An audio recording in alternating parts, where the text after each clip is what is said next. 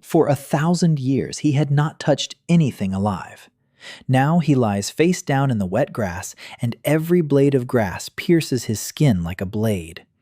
For the first time in a millennium, the air has a taste, and at the back of his head, the countdown to the end of the world is already ticking. Cassian Vale takes a breath, and his body shudders. Not from the cold. The air smells of life and dirt and something sweet from distant trees. In the shattered tower, the air was dead. Cassian rolls onto his back. Above him is a blue sky, just blue. For 1,000 years he had seen nothing but a ceiling of seals and runes. He raises his hand and spreads his fingers against the backdrop of the clouds. His fingers are young, 23 years old. Time in the tower did not flow for the flesh. It flowed only for the soul. The soul is 23. Cassian sits down. He shakes his head. A counter pulses at the back of his neck. A quiet, rhythmic thud. Ouroboros-Ymir tosses and turns in his sleep. The seal still holds, but Cassian hears it cracking. A year, maybe 2. Then the beast will wake up and devour this world along with the blue sky and the wet grass. Cassian stands up. He's unsteady. His body remembers 1,000 years of training, but his legs have grown unaccustomed to uneven ground. He takes a step, a second, a third. The ground springs beneath his foot. The earth is alive. Behind the hill, the city's rooftops rise. Cassian freezes. The city is enormous. Towers of glass and stone, bright signs, traffic on the streets. 1,000 years ago, there was a field here and a road to the tower. Now the tower has been forgotten, and a city has grown on the field. Cassian walks toward it. He walks barefoot, feeling every pebble warmed by the sun beneath his feet. The city is called Aendor, the capital of the Iveyne Empire. He reads the name from a sign on the gate. There is no gate, just an arch and a stream of people. No one checks those entering. No one stands guard with a spear. 1,000 years ago, no one was allowed into the city without a guild token. Cassian dives into the stream of people, and the world crashes down on him. Sounds, smells, voices, laughter, a merchant's cry, the clatter of wheels, music from somewhere above. He freezes in the middle of the street, shaking. Too much life. For 1,000 years, he'd grown accustomed to the silence where only his own breathing and the distant rumble of the Godbeast could be heard. And here, a boy at the intersection tosses an apple up and catches it, and the thud of the apple against his palm rings in Cassian's ears louder than anything he has heard in 1,000 years. The boy is about 15, skinny, dark hair, cheap clothes patched at the elbows. He stands against the wall and practices, right foot forward. His left arm shields his torso. He raises the sword. A downward strike, a return, another raise, another strike. The sword is wooden and worn down to a pale white. Cassian looks and sees what no one else in this city sees. A pale mark hangs over the boy's right shoulder. Not a physical one, visible only to the teacher's 1,000-year-old eye. A broken collarbone at age 10. It healed improperly. The shoulder girdle has been constricted for 5 years. The range of motion is reduced by 1/3. The boy swings for hours, but his right hand never does what it's supposed to. And he doesn't know why. He thinks he's just weak. Inside Cassian, something stirs. For 1,000 years, he's been turning over in his mind how he should have taught those 3 boys at the sports school on Earth. How to teach Misha to serve. How to explain to Daniil that he's afraid not of losing, but of disappointing his father. For 1,000 years, he was a teacher without students. And now, standing before him, is a boy with a stiff shoulder and a wooden sword.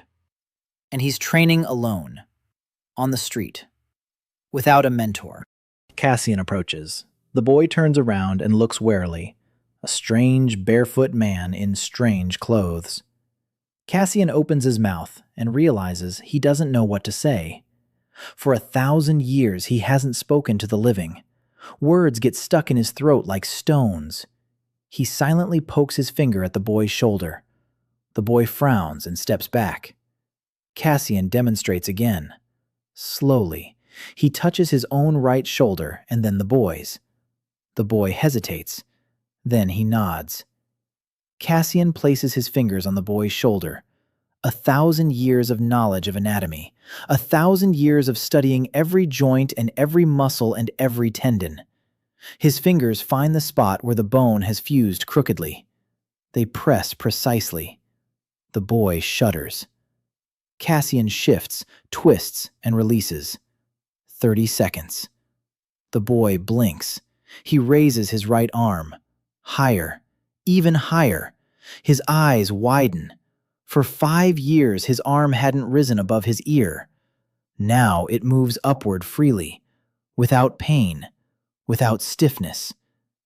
He swings a wooden sword.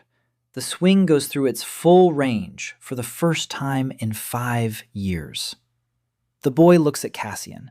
Cassian tries to smile. It doesn't come out right.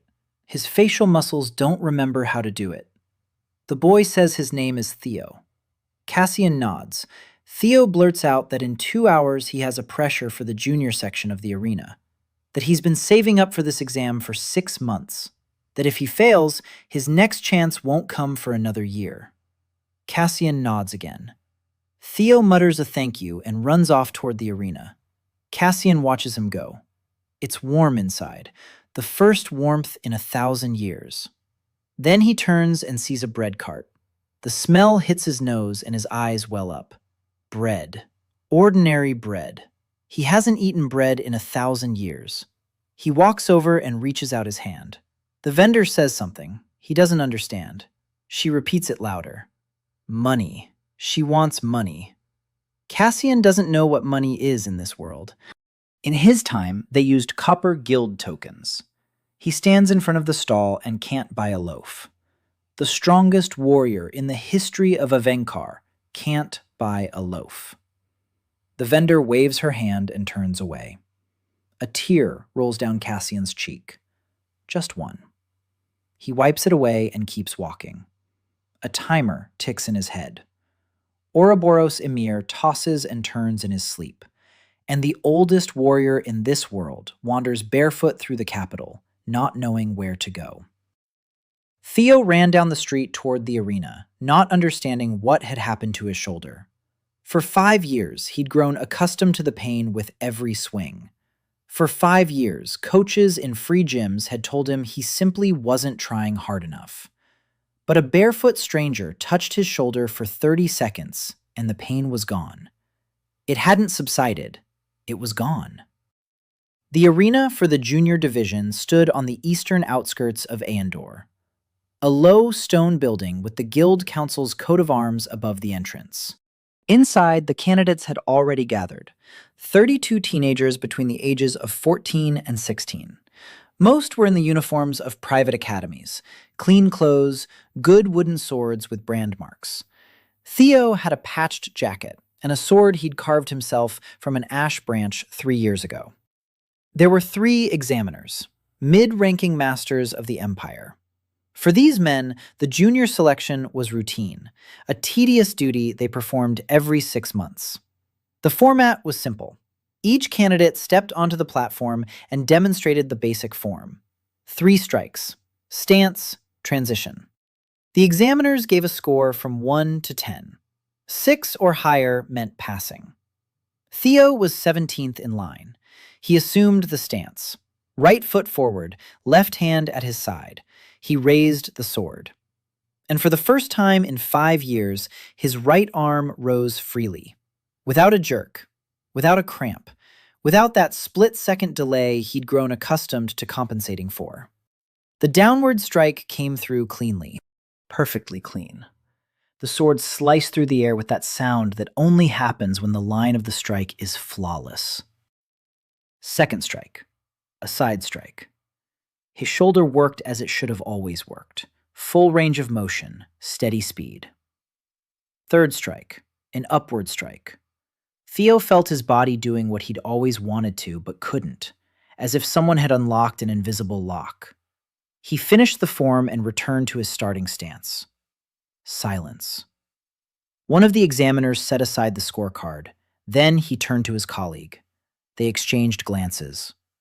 In 12 years of working on the selection committee, they had never seen a street practitioner without academy training perform the basic forms so cleanly. Children from noble houses had trained since the age of 6 under the supervision of private masters, and not all of them displayed such a clean line of strike. Yet the boy in the patched jacket with a homemade sword did it as naturally as breathing. Theo scored 9 out of 10, the best result in the group. He stepped out of the arena, his hands shaking, not from fatigue, from the realization that everything had changed, and that it was changed by a barefoot stranger he'd seen for 5 minutes. Cassian, meanwhile, was sitting on the steps of a fountain in the central district. He'd been sitting there for 2 hours. People walked by and didn't notice him, just a vagrant, barefoot, in strange clothes, of no interest to anyone. Cassian watched the people and tried to understand this world. Shop signs, guild names, billboards with the faces of arena champions. He read the signs slowly. The language of Iveyne had changed over 1,000 years, but not so much as to become unrecognizable. The letters were the same. The words were slightly different. He could guess the meaning. One of the billboards featured the face of a young woman with a sword. The caption stated that this was Selena, the Empire's champion in magical fencing. 3-time winner of the guild tournament. The face of an energy drink line. Cassian looked at the billboard and his teacher's eye kicked in automatically. Even from a flat image, even from the pose in the promotional photo, a label emerged as a pale flicker, a catch in her breath on the 4th step, fear of striking with full force. Not technical fear, deeper. This woman was afraid of her own power. Cassian looked away. Not his business. Not his business yet. He stood up and went to look for a place to spend the night. His legs carried him to the outskirts. The city center was too loud, too bright, too alive. He needed silence. Not the dead silence of a tower, just a quiet place where he could think. The outskirts of Aendor were another world. Narrow streets, old houses, cracks in the walls. This was where those whom the guilds ignored lived. Street practitioners, second-rate merchants, children without academies. Cassian found a small room above a blacksmith shop. The blacksmith was old and nearsighted. He rented out the room upstairs in exchange for work, help out in the forge, and sleep for free. Cassian nodded. He didn't know how a modern smithy worked, but he had spent 1,000 years forging imaginary swords in the tower. His hands remembered the hammer. He took the hammer and struck the red-hot piece of metal. The old blacksmith stopped and watched. Then he looked again. The blow was perfect. Not too hard, not too soft. Precise. So precise that the metal settled exactly as it shoulded on the first try. The blacksmith said that in 30 years of work, he had seen such a blow only once, from his grandfather, who was also a blacksmith. Cassian said nothing. He went up to the small room and lay down on a wooden bench. The ceiling was low. It smelled of smoke and iron. He closed his eyes. A counter was ticking in his head, steady and merciless. Ouroboros-Ymir was tossing and turning. The seal crackled. Cassian lay there and thought. He needed 7 disciples whom he would bring to the level of 1,000 years ago, to the level where a swordsman cleaves a mountain and a monk stops a river with a glance. The modern world knew no such power. The modern world considered a champion who could hold her breath the pinnacle of mastery. Cassian did not despise them. He had forbidden himself to do so 1,000 years ago. Contempt kills a teacher faster than poison. If you consider a student weak, you cannot teach them. Everyone he meets will not be weak. Everyone will be someone who has not yet revealed their true potential. A knock at the door. Cassian opened his eyes. Theo was standing outside the door. The boy had found him. By some miracle, he had found a barefoot stranger on the outskirts of a city of 1 million people. Theo said he got a 9 out of 10, the best score in the class, that the examiners asked where he had studied, that he didn't know what to say. Theo said he wanted to know the name of the one who had healed his shoulder. Cassian gave his name. Just his name. No titles, no history. Theo asked if he could come tomorrow. Cassian paused. A warmth stirred inside him again. A dangerous warmth. The warmth of attachment. For 1,000 years he had dreamed of students. Now one stood before him and asked to be taught. Cassian nodded. Theo smiled and left. Cassian sat down on a bench and realized his hands were shaking. Not from weakness, from fear. He was afraid he would grow attached to a living person again, and that this world would take him away just as the tower had taken him 1,000 years ago. But the clock was ticking. There was no time to be afraid. The next morning, Theo arrived before dawn. Cassian was already standing in the blacksmith's yard. He hadn't slept. For 1,000 years, he hadn't needed sleep. His body could sleep, but his mind had long forgotten how to shut down. The yard was small, trampled earth, a fence of gray planks, an old barrel of rainwater in the corner. Cassian looked at Theo and saw the labels, not just one. Now that his shoulder was fixed, the teacher's eye saw deeper. His breathing faltered on the third step because the boy was used to holding his breath out of fear of being hit. His left foot landed 0.5 centimeter wider than necessary because, as a child, he had fought in narrow alleys and grown accustomed to a wide stance. The muscles in his back were overdeveloped on the right side because for 5 years he had been compensating for his stiff shoulder. Every flaw told a story. Every mistake the body made was a trace of life. Cassian didn't try to correct everything at once. For 1,000 years, he had thought about pedagogy and understood one thing. A student who is taught everything at once remembers nothing. A student who receives one thing a day remembers it forever. He showed Theo one exercise: breathing.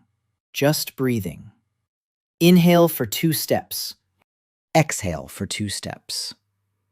No sword, no stance. Just walk around the courtyard and breathe. Theo looked at him skeptically. He had expected secret techniques, deadly strikes, secret forms of ancient masters, but what he got was breathing. Cassian didn't explain anything. He just walked beside him and breathed in the same rhythm. Half an hour later, Theo noticed that his body had relaxed, that his shoulders had dropped, that his feet were landing more softly, that it had become quiet inside. He didn't understand what had happened, but something had happened. Cassian nodded. That was it for today. Theo left, puzzled. The next day he came back, and the day after that too. By the end of the first week, Theo was breathing so evenly that his basic form was unrecognizable. The same 3 strikes, the same stance, but something new had appeared within each movement. Fluidity, coherence. As if the strikes had ceased to be separate actions and had become a single flow. Theo came to his first class in the arena's junior section. The instructor paired him with a student from the Silver Spear Academy. The boy from the academy had been training for 6 years. He was in good shape, had an expensive wooden sword, and possessed the confidence of a noble heir. The sparring lasted a minute. Theo didn't do anything out of the ordinary, just the same basic strikes. But each strike landed a split second earlier than his opponent expected, because his breathing was steady, because his body wasn't wasting energy on tension and fear, because 1 week of proper breathing had done more than 6 years of improper training. The academy student lost. The section instructor gave Theo a long look. Then he wrote something down in his logbook. By the end of the 2nd week, word had spread through the lower neighborhoods. A strange vagrant in the blacksmith yard, barefoot, in strange clothes. He trains for free. After just 1 session with him, street kids start beating the paid academy students. First, 2 came, teenagers from the neighboring neighborhood who had seen Theo take down an academy student. They wanted to learn the same thing. Cassian looked at them. The labels hung in the air. The first had a fear of heights that blocked his upper strikes. The second had a habit of clenching his teeth with every effort, which killed his reaction speed. Cassian gave each of them their own exercise, not the same one. He told the first to practice strikes while lying on his back, looking up. He told the second to chew soft resin during forms so his jaw would get used to being relaxed. Both looked at him as if he were crazy, but they came back the next day, and the next. By the end of the month, 7 teenagers were training in the blacksmith's yard, all from the streets, all without money, all without academies, and all were beginning to defeat those who had both money and academies. The buzz spread further, from the lower neighborhoods to the middle ones. The instructor of the arena's junior section began to notice a pattern. Every street kid who suddenly started showing results had been training with the same vagrant. The instructor told the senior master of the section about this. The senior master shrugged. The vagrant teaches the kids for free. Well, let him teach. The problems will start later. Cassian didn't notice these conversations. He was busy with other things. He was learning to live. Every day was a lesson. Theo explained to him what money was, 3 times. Copper coins, silver coins, gold coins. Cassian nodded and forgot. Not because he was stupid, because for 1,000 years he hadn't needed to buy anything. The concept of exchanging things for metal discs seemed strange to him. In his time, craftsmen simply took what they needed and left their work in exchange. The blacksmith fed him for helping in the forge. Cassian understood that. Hands in exchange for bread. Simple and honest. Once he walked into a tavern and sat down at a table. The waitress brought a bowl of soup. Cassian looked at the soup and his hands trembled. Hot soup. With meat. With herbs. He hadn't eaten anything hot in 1,000 years. There was no food at all in the tower. His body didn't need nourishment, but the memory of the taste had lingered all those 1,000 years like phantom pain. He raised the spoon to his mouth. The taste hit him so hard that he closed his eyes. Tears streamed down his cheeks. He sat in the tavern and wept over a bowl of soup. The waitress stopped beside him, unsure what to do. The patrons looked around. A vagrant crying over soup. Strange. Cassian wiped his face. He said the soup was good. The waitress smiled at him. He didn't know how to respond to the smile. He just nodded and went back to eating. Every spoonful was like 1,000 years of waiting compressed into a single taste. That same evening, Theo brought a girl into the blacksmith's yard. She was 10 years old. She wanted to fight. Cassian looked at her and saw the label. Asthma. Her lungs were functioning at 70%. No master in the Empire would take her on as an apprentice. Cassian crouched down in front of her. He placed his hand on her small chest. He felt the rhythm of her breath. And he gave her an exercise that didn't exist in any school in Iveyne. Breathing through movement. Not fast, slow, flowing, in tune with her lungs, in tune with her body, in tune with her asthma. Not in defiance of the illness, together with it. The girl began to move, slowly, like water. And for the first time in her short life, she wasn't gasping for breath during physical exertion. Cassian watched her, and something clicked quietly in his mind. That was why he had returned. Not for the tower, not for the seal, not for the Godbeast. For this very moment, when a child does what he thought was impossible. The counter in his head kept ticking. But for the first time in 1,000 years, Cassian didn't hear it. The Silver Spear Academy occupied an entire block in the upper city. White walls, silver crests, training halls with polished floors and wall-to-wall mirrors. The finest wooden swords from the catalog, uniforms with embroidered names. A year's tuition cost more than Theo's family earned in 5 years. Master Renard Hall had led the Academy's junior section for 20 years. He was a good coach. Not a great one, just a good one.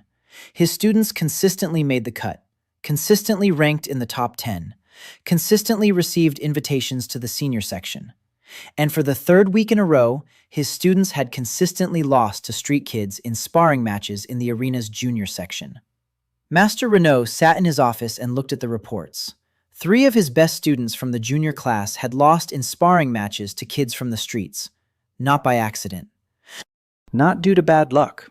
Plain and simple. Each of these street kids moved differently. Not better in the usual sense, just differently, as if each of them had found their own rhythm that wasn't in any textbook. Master Renard made some inquiries. All these kids were training with the same person, a vagrant, in the blacksmith's yard, for free. Renard wasn't a stupid man. He didn't send a complaint to the guild council. He went to see for himself. Morning. The blacksmith's yard. Master Renard stood behind the fence and watched. A barefoot young man walked among a dozen teenagers. He whispered something to each one. He showed each one something different. He corrected one's stance. He adjusted another's grip.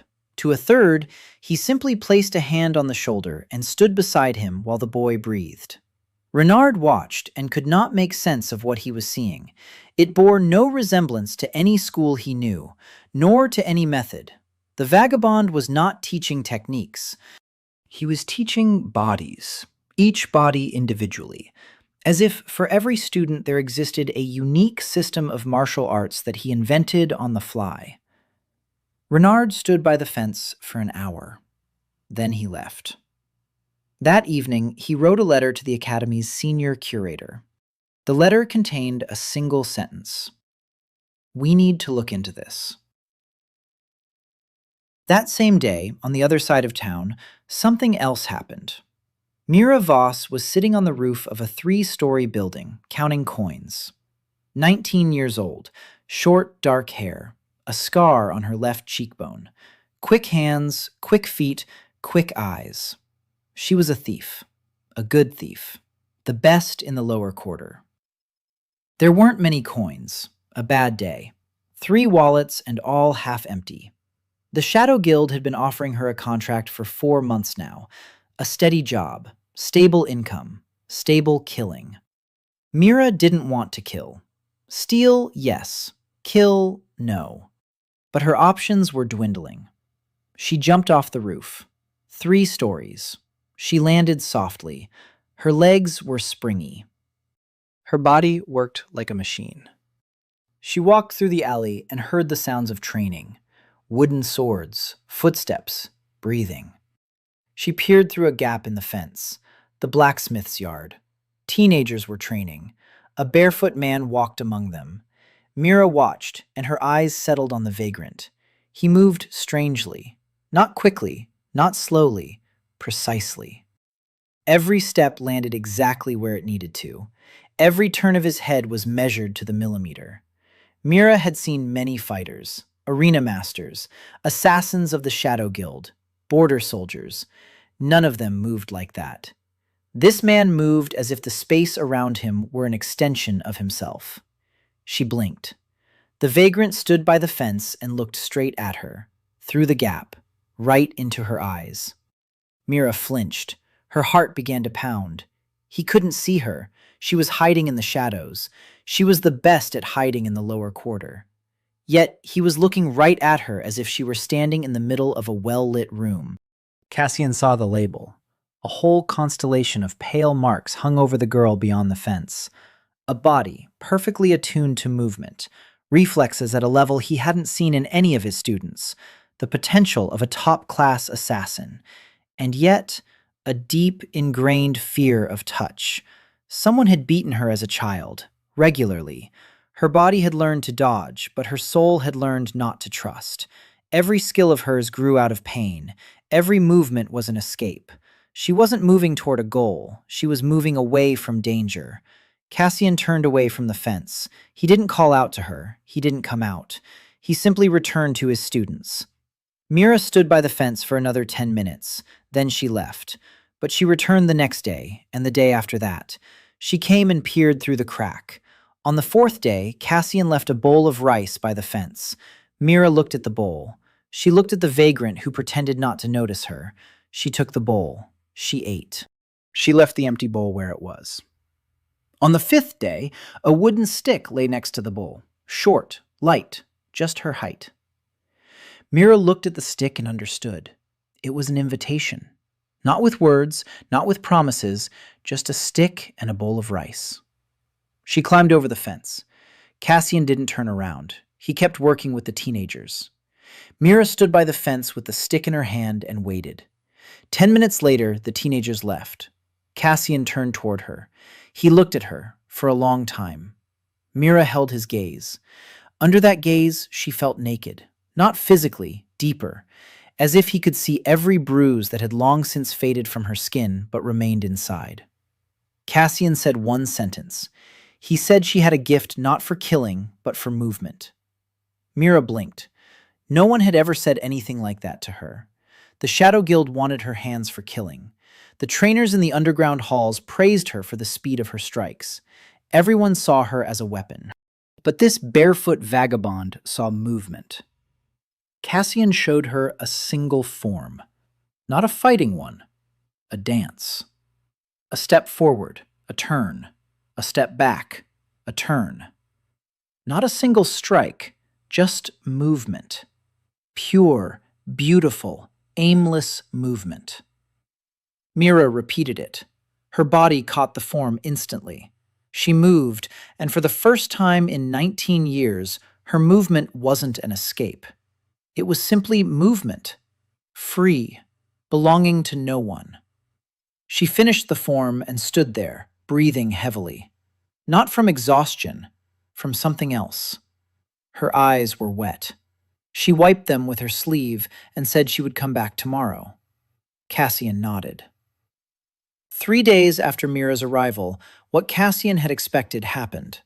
People from the Silver Spear Academy came to the forge. 4 of them.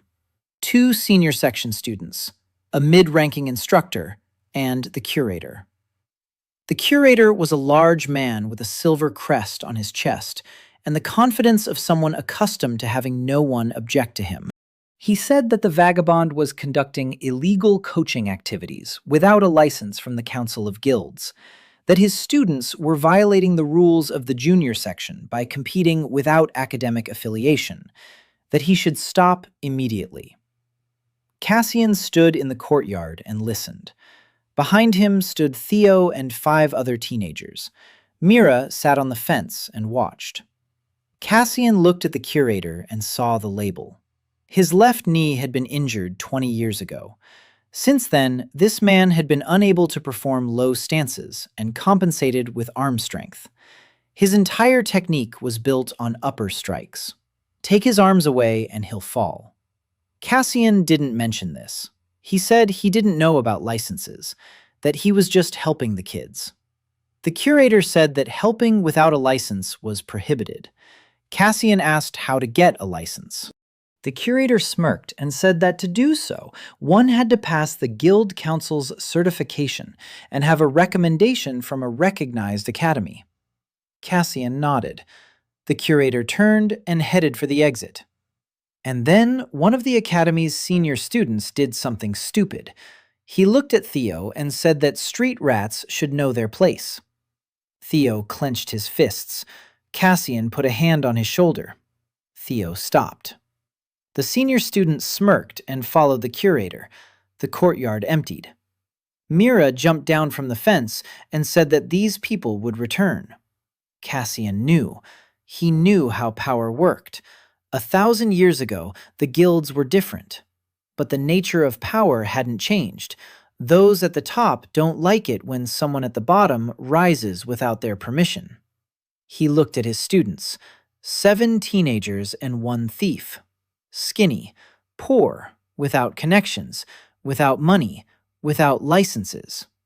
But each of them had grown more in the last month than academy students did in a year. Cassian told them to train. They took their stances, each in their own, each in the one that had been created personally for them. The sound of wooden swords filled the courtyard, and Cassian stood in the center and, for the first time in 1,000 years, felt that he was in the right place. Selena Aetheris stood in the training hall of the Imperial Academy and watched as her student performed the 3rd form.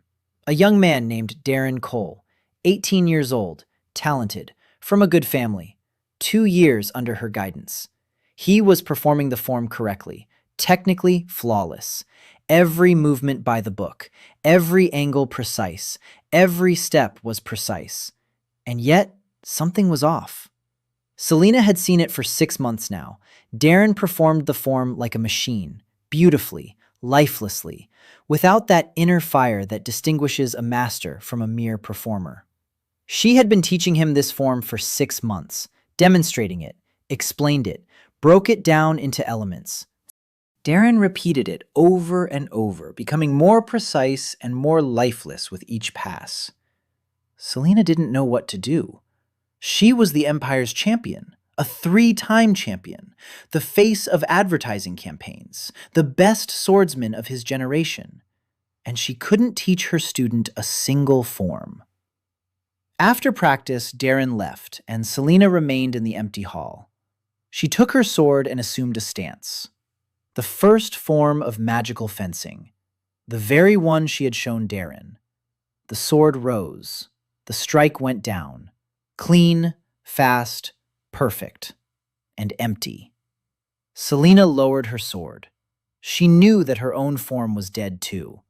She had known it for a long time, ever since she became champion 3 years ago and realized that at the top, there was no one with whom she could grow.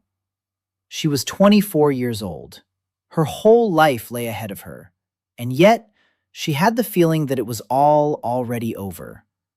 She left the hall and ran into the curator of the junior section. He was telling a colleague about a vagabond, about how street kids beat the academy kids, about how a strange barefoot man teaches without a license and without a school. Selena listened with half an ear. The vagabond teaches kids in the blacksmith's yard. A common story for the lower neighborhoods. There are plenty of charlatans, but one detail caught her attention.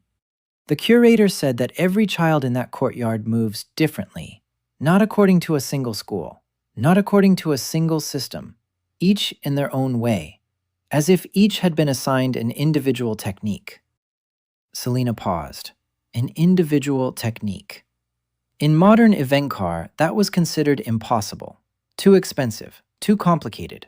All academies taught using standard curricula. Even the Imperial Academy, where Selena had studied, followed a uniform curriculum. An individualized approach required a level of understanding of the body and movement that no master she knew possessed. She decided to see for herself. The next morning, Selena Aetheris stood by the fence of the blacksmith's yard. Without her champion's cloak, without her silver sword, in simple clothes, with a hood over her head. She didn't want to be recognized. Training was underway in the yard. A dozen teenagers, a barefoot young man among them. Selena watched, and her breathing slowed. The vagabond stood next to a boy of about 15. Theo. She would later learn his name.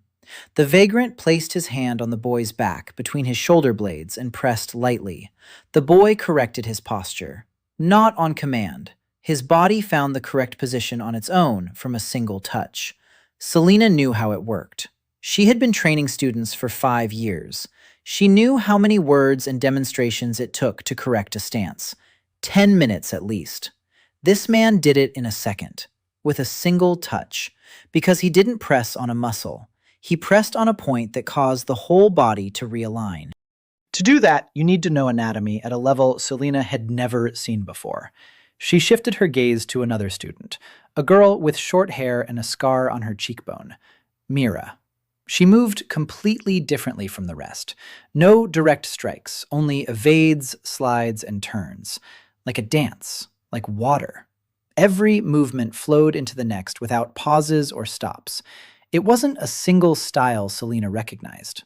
The vagabond stood next to Mira and nodded. Then he showed her a single movement. 1.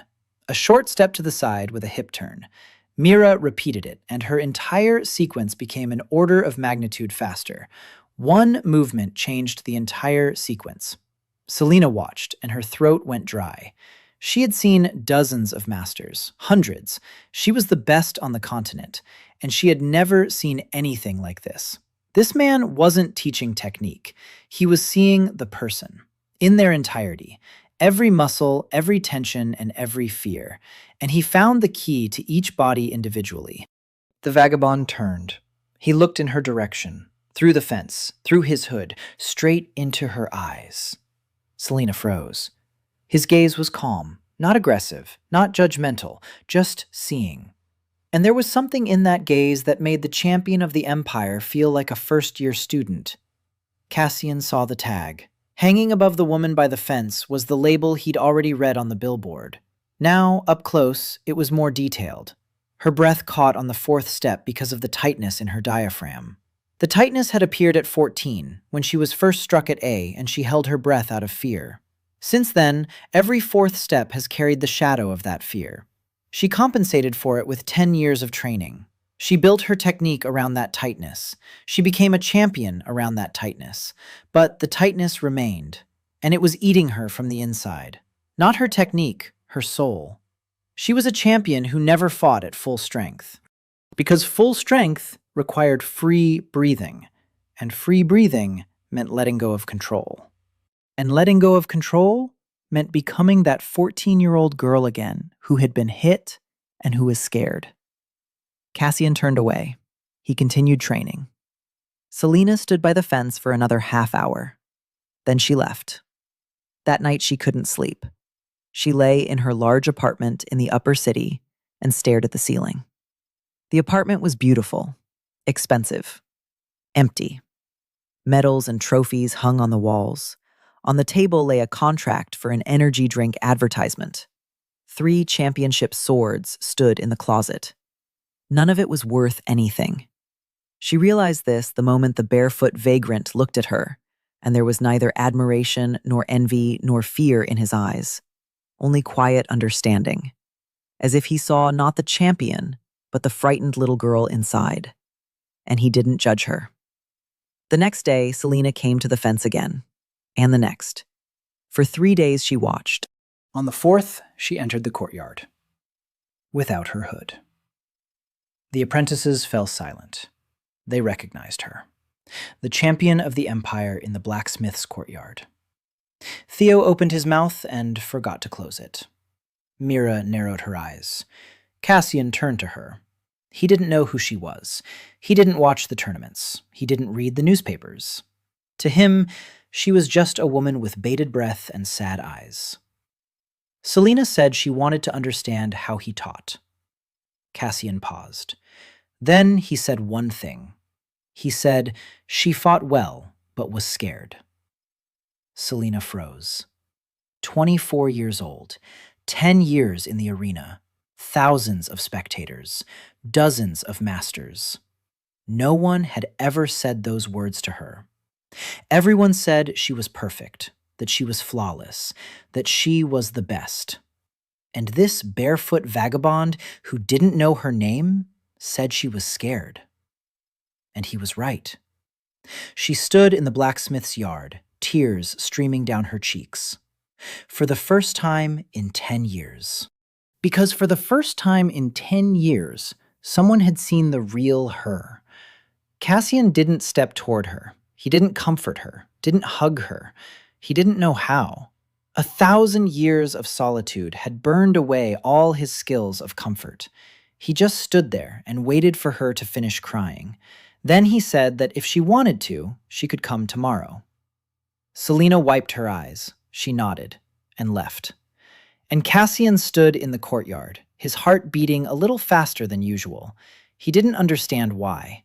1,000 years of solitude hadn't taught him to recognize such things.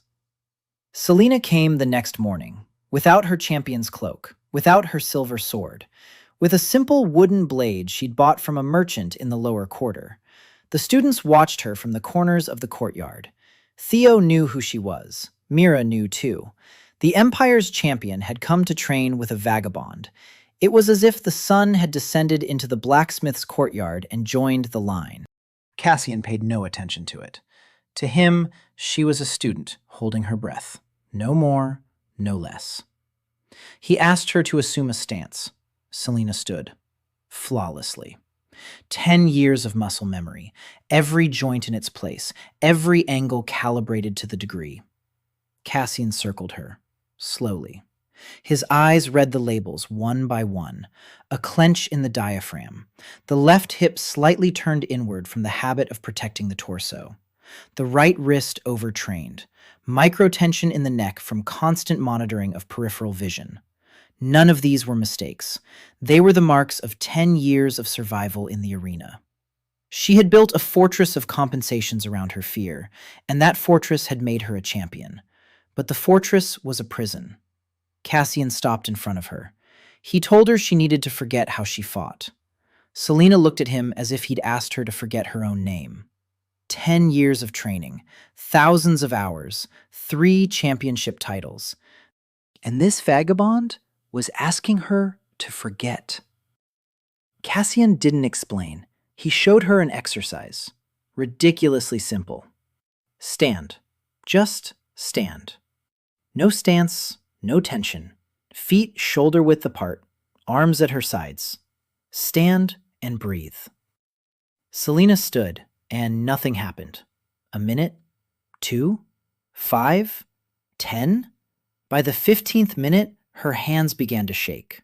Not from fatigue, from the fact that her body didn't know what to do without tension. For 10 years, it had lived on high alert. Every muscle, every second, waited for a blow. And now she was told to just stand there. And her body panicked. Selena clenched her teeth. She was a champion. She couldn't lose at an exercise where she just had to stand. But she was losing. At the 20-minute mark, her breathing faltered. That very 4th step. Only there were no steps. She stood in place, and her breathing faltered on its own. Because her diaphragm had gotten used to clenching every 4 cycles. Automatically, without any connection to movement. Fear lived within her at the level of her breath. Cassian nodded. That was it for today. Selena left the courtyard with trembling hands and the feeling that 20 minutes of standing had been harder than any tournament fight. She came back the next day, and the next. She stood there for a week. Just stood. The students trained around her, and the champion of the empire stood like a pillar and breathed. On the 7th day, something clicked. Her breath passed through the 4th cycle without a pause. For the first time in 10 years. Selena opened her eyes and looked at Cassian. He was standing in the corner of the courtyard, training with Theo. He wasn't even looking in her direction. He knew she could do it. He was just waiting. That same day, it wasn't the curators who came to the blacksmith's yard. It was fighters. 5 students from the senior section of the Silver Spear Academy, all between 18 and 22, all with real weapons, not wooden ones, steel ones. They didn't come with a warning. They came with intent. The eldest of them entered the courtyard and said that the vagrant had been ordered to stop and had disobeyed. That now they would teach him and his street rats to respect order. Cassian's students froze. Theo gripped his wooden sword. Mira stepped back toward the fence, ready to run. Habit. Selena stepped forward. She was a champion. She could take on 5 upper-level students without breaking a sweat. But Cassian raised his hand. Selena stopped. Cassian looked at the 5 of them, and there was no anger in his eyes, only weariness. A 1,000-year-old weariness from the fact that people with weapons always come for those without. He took a step forward. 1 step, and the courtyard froze.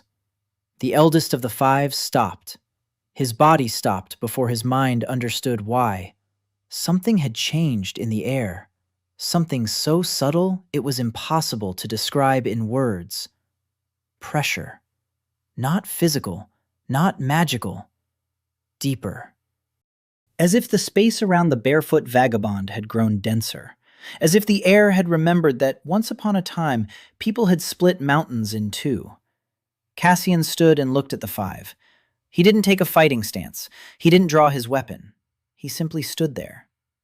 And the 5 academy students who had come here intending to beat up the children and the vagrant felt their legs refuse to move.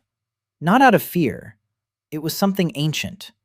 The presence of someone standing on the other side of a river they couldn't even see. The eldest swallowed. His hand on the sword hilt grew sweaty. He was the best student in the senior section. He had won regional tournaments. He was preparing for the guild tournament. And now every cell in his body was telling him that if he took one more step forward, he would die. He wouldn't be beaten. He would die. Cassian didn't move.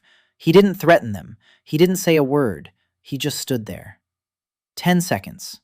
20. 30. The 5 of them turned and walked away. Silently.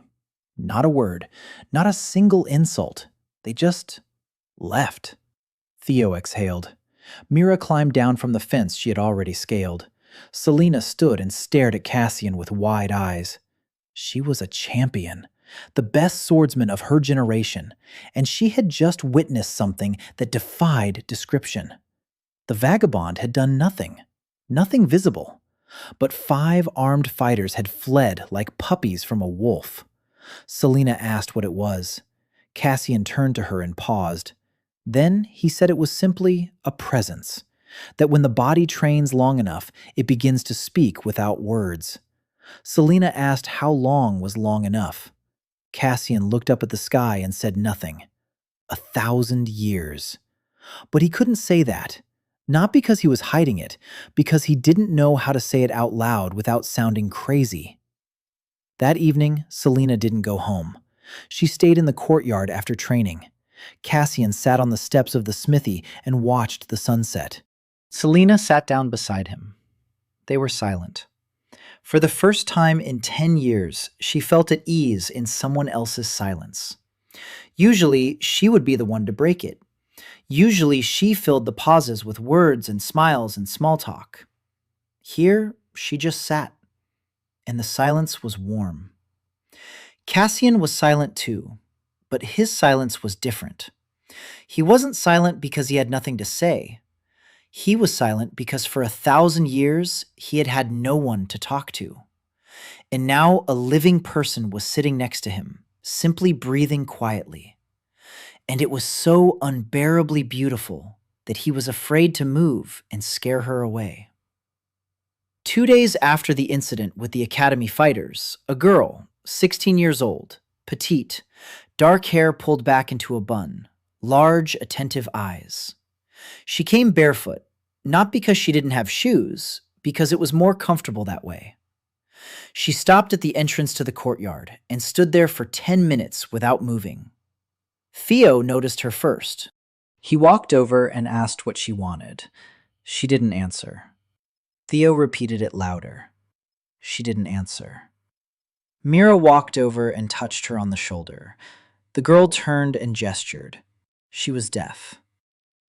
Wren, an orphan from the shelter on the northern outskirts, deaf from birth.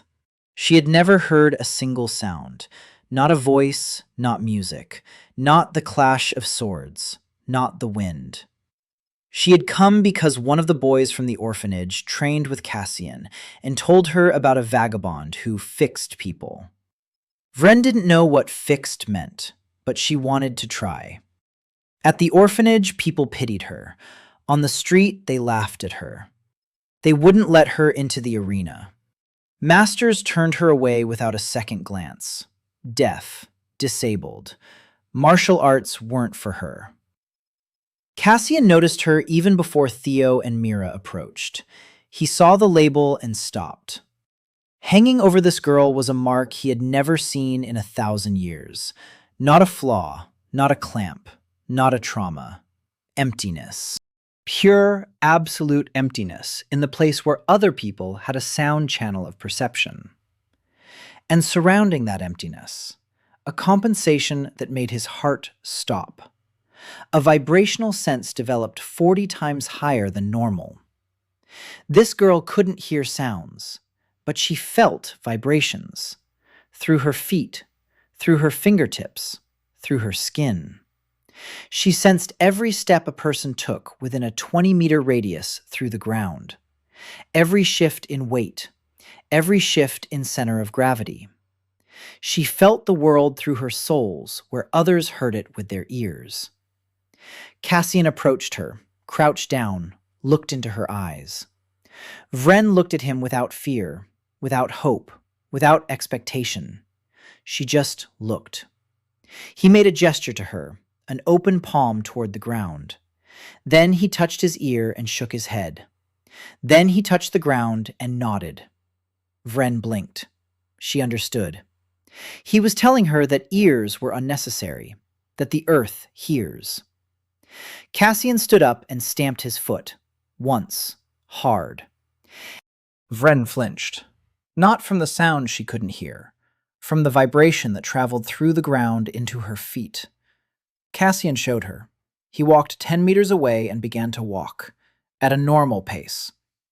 Wren stood with her eyes closed and felt every step he took, through the ground, through the soles of her bare feet.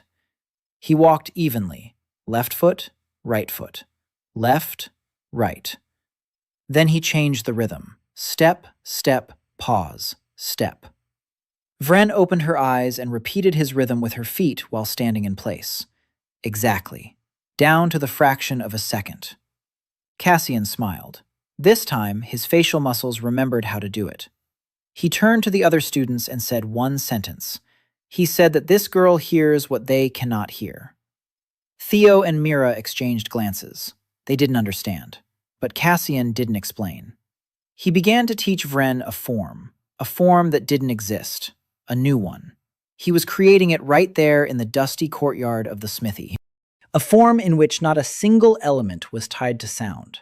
The entire form was built on vibration, on the feel of the ground, on reading the opponent's movements through the soles of her feet before her eyes could see them. Wren repeated the movements, slowly, clumsily. But with each repetition, her body found its own rhythm.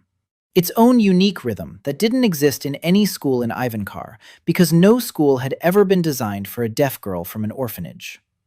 That the same morning, in the upper city of Andorra, a meeting was taking place in the Guild Council Hall. The topic was tedious. Licensing of coaching activities. The junior secretary was reporting. He spoke of a vagrant on the outskirts who was coaching without a license. The council members listened half-heartedly. A minor matter. Let the curators sort it out. But one figure in the hall listened intently. Lady Iola Ravenscar, 27 years old, heiress to an ancient house, a master of the spear, the only woman on the guild council. A sharp face, cold, intelligent eyes, perfect posture, impeccable control. Iola wasn't interested in the vagrant as a threat. She was interested in him as an anomaly. Students without academies were defeating students with academies. 5 fighters from the senior section left the blacksmith yard without a fight. The Empire's champion was going to him to train. Anomalies were Iola's specialty. She survived in council politics because she noticed what others missed. After the meeting, she summoned her man. A quiet conversation in the corridor. She wanted to know everything about the vagrant. Name, past, where he came from, where he lived before Andorra. Connections, weaknesses, everything. Iola's man nodded and left. Iola stood by the window and looked out at the city. Below, the market bustled. Above, the council towers stood silent. She thought. The vagabond was either a genius or a threat. In the politics of the Guild Council, the difference between those two concepts was slight. That evening, Cassian sat on the roof of the smithy. He climbed up there every evening, closer to the sky, farther from the sounds of the city. The counter in his head was ticking. He was counting. 231 days since he left the tower. The mark was weakening, every day a little faster than the day before. Ouroboros-Ymir was tossing and turning in his sleep, and every movement brought him closer to awakening. A year. Maybe a year and a half. Cassian needed the 7. He had Theo and Mira, and now Wren. 3. And Selena, who wasn't yet a student but was something between a student and a rival, and something else for which Cassian had no word. 4. He needed 3 more, and he needed time. And time was the one thing he no longer had in abundance. He lay down on the roof and looked at the stars. The stars were the same. They hadn't changed in 1,000 years. He knew every constellation. For 1,000 years he had watched them through a crack in the tower's ceiling, the only crack through which the sky was visible. Now the sky was entirely his, and there were so many stars it made his head spin. Down below in the cubbyhole, Theo was sleeping. The boy had started coming in so early and leaving so late that one day he simply fell asleep on the bench and had stayed there ever since. Cassian didn't mind. The presence of a sleeping person nearby was a new sensation, warm and frightening at the same time. For 1,000 years he had slept alone. Now, behind the wall, a teenager was breathing quietly, and that breathing was the best music Cassian had heard in over 1,000 years. Captain Hana Rowan sat in a cheap tavern on the southern outskirts, drinking her third mug of beer. 31 years old, short-cropped hair, a scar running from her temple to her chin, strong, tanned hands, calloused. Her border patrol uniform was worn thin at the elbows and knees. 3 months ago, she had returned from the northern border, the last campaign against the barbarians beyond the ice ridge. They had gone there as 100. 42 returned. Hana was the commander. Hana brought back 42 out of 100. Hana hadn't slept properly in 3 months. Every night she saw the faces of those she hadn't brought back. 58 faces. She remembered every one. Names, habits, who snored during rest stops, who was afraid of the dark, who performed coin tricks to lift spirits. 58 people who left with her and didn't return. The command awarded her a medal for fortitude, a promotion, 2 months' leave. The medal lay in her pocket and felt heavier than any sword. Hana drank beer and thought she could no longer command. She had no right. A commander who lost more than half her unit has no right to lead people. That's what she thought for 3 months. That's what she thought every evening in the cheap taverns on the southern outskirts. She found out about the vagabond by chance. One of her former soldiers mentioned that his younger brother was training with a strange man in the courtyard of a smithy, and that the boy, for the first time in a year, had stopped waking up screaming. The soldier had a younger brother whom his stepfather had beaten until the stepfather was taken to prison. After that, the boy fought with everyone and woke up screaming every night. And now he was training with the vagabond and had stopped. Kana didn't believe it, but she had nothing else to do. So she went to take a look. The blacksmith's yard. Morning. Hana stood at the gate and watched. She was a soldier. She had seen fighters of every kind. Recruits, veterans, masters, barbarians from beyond the ridge. She knew how a man who knew how to kill moved. The vagabond moved differently. He moved like a man for whom killing was a side effect, not a goal. Not even a skill.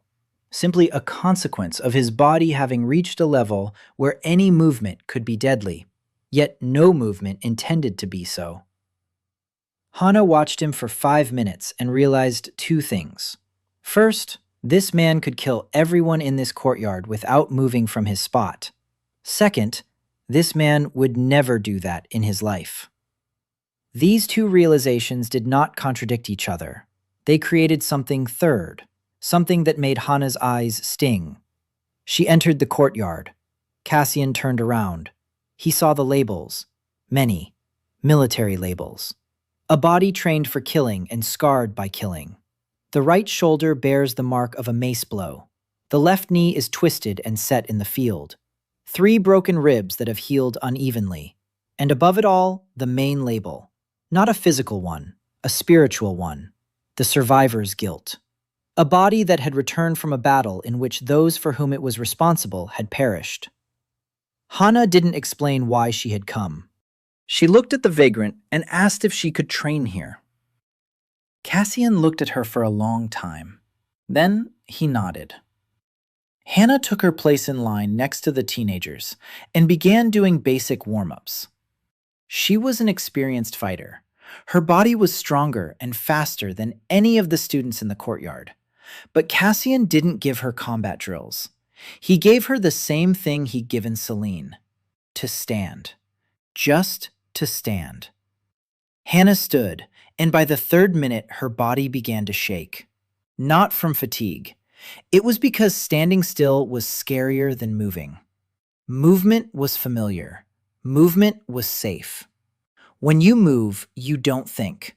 When you stand still, you think. And thinking means remembering. And remembering means seeing 58 faces. Hana clenched her teeth and stood. 15 minutes. 20. 30. Tears streamed down her cheeks. She didn't wipe them away. Cassian stood beside her, silently. He didn't comfort her, didn't touch her, didn't say everything would be okay. He just stood there, and his presence said one thing. I'm here. I won't leave. Stay as long as you need. After training, Hana sat on the steps and stared at the ground for a long time. Then she lifted her head and looked at Cassian. She asked if he could see what was wrong with her. Cassian paused. Then he said that surviving wasn't a betrayal. Hana flinched. Those were the words she hadn't been able to say to herself for 3 months. The ones someone else was supposed to say. Someone who had the right. And a vagabond with no name and no past said them so simply and so quietly, as if they were obvious. Hana came the next day, and the day after that. A week later, she brought 4 soldiers with her from the remnants of her unit. All 4 had been broken by that campaign. All 4 drank and didn't sleep and fought with shadows. Cassian looked at each one. He gave each one his own exercise. He ordered one to walk barefoot through the morning dew. He ordered another to chop wood, rhythmically, methodically, until his hands grew tired and his head went blank. He ordered the third to mold clay figures. He ordered the 4th to sing. The soldier looked at Cassian in amazement. Sing! He was ordered to sing. Cassian explained that this soldier had a lump in his throat, that he had stopped breathing from his chest after seeing his comrade suffocate, that his throat remembered another's death and had closed up. Singing would open his throat. Simple mechanics. But none of the Empire's masters knew such mechanics, because the Empire's masters taught fighters. Cassian taught people. 2 weeks later, Hana told him that for the first time in 3 months, she had slept through the night without nightmares. Cassian nodded. He didn't smile. He remembered what sleepless nights were like. 1,000 years of sleepless nights. But he didn't say that. He just nodded and went to the next student. The blacksmith's yard felt small. 15 students, teenagers, a thief, a champion, a captain, a deaf girl, soldiers, each with their own pain, each with their own path. Cassian stood in the center of this small world and did the only thing he knew how to do. He taught. And beyond the fence, the world continued not to believe in the tower, the Godbeast, or the prophecies. And the counter in Cassian's head counted down the days, which were growing fewer and fewer. Iola's man returned with a report 10 days later. The report was brief. Cassian Vale, appears to be 22 or 23 years old, showed up in Endor a month ago, barefoot, in strange clothes, no documents, no academic affiliation, no records of him in any of the guild's registers, in any of the Order of Guardians archives, in any chronicle, as if he had appeared out of nowhere. Lives in a cubbyhole above a smithy, works for food, trains for free, past unknown. Iola read the report twice. He appeared out of nowhere. In a world where every citizen of the Empire is registered at birth and every practitioner is tied to a guild, a man without a past was an impossibility. The impossibility interested Iola more than the threat. She decided to go herself.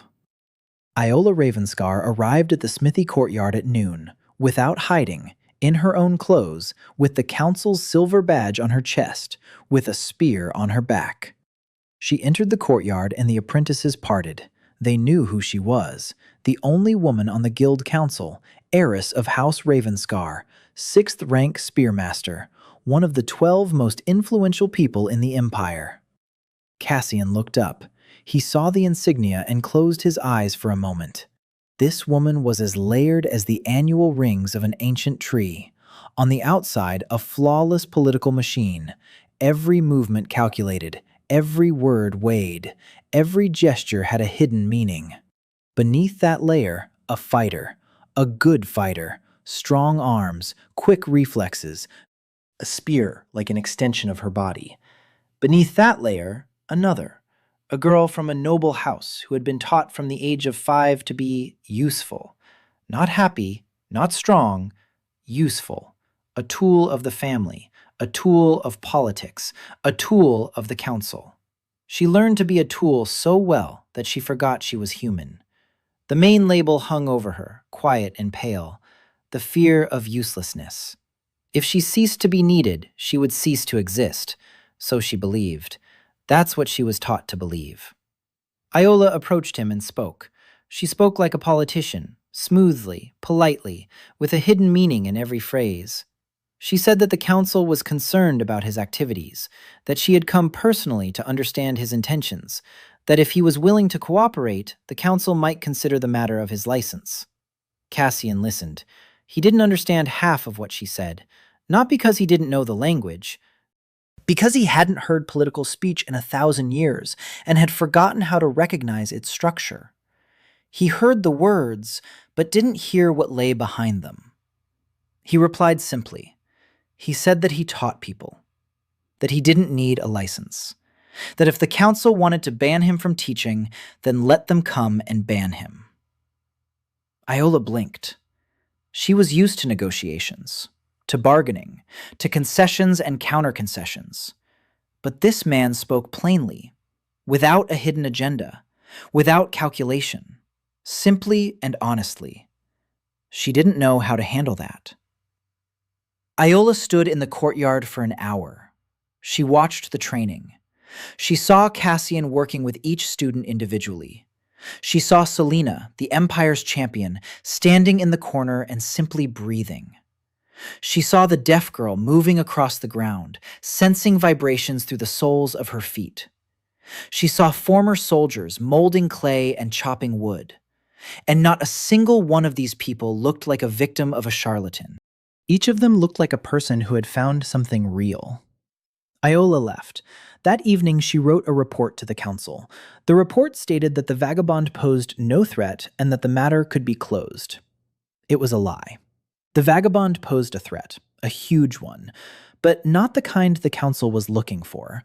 He did not threaten order. He threatened the very idea that order is the best thing there is. Iola wrote a lie and sent the report. And then she sat in the darkness of her office and thought. For the first time in years, she did not know what to do next. 3 days later, the thing Cassian least expected happened. A woman in white robes with a silver sun on her chest came to the courtyard of the smithy, the insignia of the Order of the Keepers of the Seal. Elder sister Iveyne, 29 years old, blonde hair, gentle eyes, a warm smile that wasn't a mask. She really was kind, truly, and that was exactly what made her the most dangerous of all who came to this courtyard. The Order of the Seal Keepers. 1,000 years ago, they were the ones who guarded the shattered tower, the ones who knew the truth about the Godbeast, the ones who remembered the names of the seven. Over 1,000 years, the order had degenerated. The tower had become a myth. The seal had become a symbol. The Godbeast had become a children's fairy tale. The order had turned into a political organization that used the myth of the tower to hold on to power. The order's priestesses and priests performed rituals that meant nothing, uttered words that did nothing, and collected donations from those who believed in a beautiful lie. But Iveyne believed. Not in the order's lie, in the idea itself, in the fact that the tower is real, that the seal exists, that once upon a time, someone sacrificed themselves to hold back the darkness. She believed sincerely, and that set her apart from the other members of the order, and that same belief made her vulnerable. The Order's leadership had sent her to expose the false keeper, a vagabond who allegedly told his disciples that he knew the truth about the tower. Cassian had never said such a thing, but rumors spread faster than the truth. Iveyne entered the courtyard, and Cassian looked at her, a silver sun on her chest, the Order's symbol. He recognized that symbol. 1,000 years ago, it was worn by those who had locked him in the tower. Those 6 who had deliberately chosen him as their sacrifice. The 6 whose descendants became the Order. Cassian looked at the silver sun and, for the first time in a long while, felt something dark inside. Not anger, deeper, pain. An ancient, 1,000-year-old pain. Those who wore this symbol had stolen his life, and now their descendants had turned his sacrifice into a prop for political games. Iveyne looked at the vagabond and saw a young man with weary eyes. She introduced herself. She gave her name and rank. She said that the Order was concerned about the rumors, that she wanted to talk. Cassian was silent, for a long time. The students fell silent. They sensed something new in the air, something heavy. Selena took a step forward, but Cassian shook his head. He looked at Iveyne. The label hanging over her was simple and devastating. This woman believed in something real within an organization built on lies. And that belief was both her strength and her vulnerability. If she learned the truth, she would either break or become stronger than all of them put together. Cassian told her she could come and watch the training, that he didn't forbid anyone from watching. Iveyne nodded. She would come and watch and write reports to the Order. And every day spent near Cassian would quietly destroy everything she believed in, or rebuild it. 2 months had passed since Cassian left the tower. The blacksmith's yard had changed. The old blacksmith had moved the fence and given up part of the neighboring vacant lot for training. The space had doubled in size. There were already 23 students. 6 of them were the core: Theo, Mira, Wren, Selena, Hana, and Iveyne, who came every day ostensibly to observe and write reports, but in reality stood in the corner and quietly repeated the breathing exercises she had seen. Cassian pretended not to notice. He did notice. 6. He needed a 7th. Iola came twice, both times as a representative of the council. Both times she stood to the side and watched with an expression that revealed nothing. Cassian read her labels every time, and every time he saw the same thing. Beneath the mask of a politician stood a woman who wanted to enter the courtyard not as an agent, but as a human being. But she couldn't. She didn't know how. The training had changed. Cassian began assigning each member of the corps an individual path. Not exercises, a path. Theo received the Path of the Rising Blade, a style built on his history. On the 5 years when his right hand didn't work and his left learned to do the work of 2. Cassian didn't correct this habit. He turned it into a weapon. Theo became a swordsman who could switch between hands mid-strike. No textbook taught this. No academy prepared you to fight an opponent whose dominant hand changed every second. Mira received the Path of the Flowing Shadow, a style without strikes, only movement, evasions, slips, redirects. She didn't strike her opponent. She moved so that the opponent struck himself. Every effort he made returned to him. Every swing fell into emptiness. Mira danced around the blows like water around rocks. The Shadow Guild found her again. A recruiter approached her on the street as she was walking home from training. He offered her a contract. Good money, a steady job, a contract killing. Mira looked at the recruiter and, for the first time in her life, said no. Not because she was afraid. Not because she didn't want the money. Because she now had a path. Her own path. Not the one chosen for her. The recruiter left. Mira knew he would return. The Shadow Guild did not take no for an answer. But that was tomorrow's problem. Wren received the Path of Deep Hearing. Cassian had been building it for 2 months, a new element every day. each element tied to the Earth's vibrations. Wren learned to sense people's footsteps from a distance of 30 meters, then 40, then 50. She didn't just sense footsteps, she sensed weight, a shift in center of gravity. The moment a person begins to move, a split second before they actually move. She read intentions through the soles of their feet. No Imperial fighter knew how to do this. No master could attack something that knew of his attack before he did. Selena was the slowest to change. 10 years of habits couldn't be erased in 2 months. But her breathing was becoming freer. Every day, the tightness in her diaphragm loosened. She hadn't found her way yet. She was between the old and the new, between champion and apprentice, between control and freedom. Cassian didn't rush her. Some trees grow slowly, but stand for 1,000 years. Hana had received the way of the shield, not a defensive style, deeper, the style of a commander, the style of one who stands before others. Cassian realized that her pain, the loss of people, could become her strength if she turned it around. She lost because she was defending, so her way lay in defending better. Not stronger, better. Hana began to learn to stand between the blow and the one it was meant for. Her body, which had been shaking with guilt for 3 months, began to find new meaning. Not atonement, not punishment. A new purpose. Protection as a path.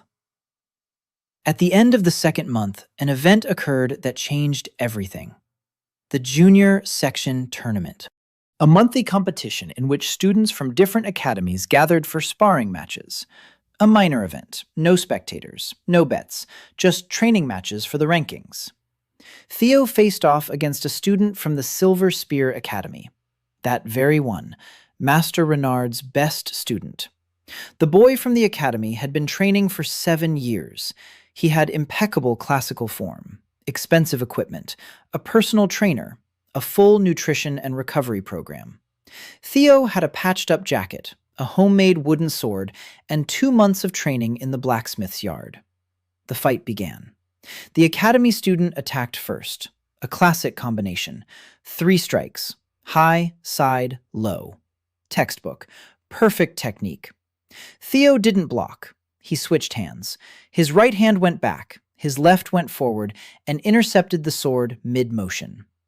The academy student didn't expect this. His 3rd strike hit empty air. Theo countered with his left. The strike came at an angle not found in any textbook, because textbooks were written for right-handers. The academy student tried to step back. Theo switched hands again. His right hand returned. A strike with the right. An instant transition. The academy student didn't have time to reposition his defense. Theo's wooden sword touched his torso. Clean, precise, without unnecessary force. The fight was over in 12 seconds. Master Renard stood at the edge of the arena and watched. His best student had lost to a street kid. Not on points, not by the judge's decision. Clean, technical, no chance. And the technique his student had lost to didn't exist in any of the Guild Council's catalogs. Renard turned to his colleague and said one sentence. He said he wanted to know who was teaching this kid. His colleague replied that it was an unlicensed vagabond from the courtyard of a blacksmith shop on the outskirts. Renard was silent. Then he said he wanted to meet this vagabond. Not as a curator, not as a representative of the academy. As a master to a master.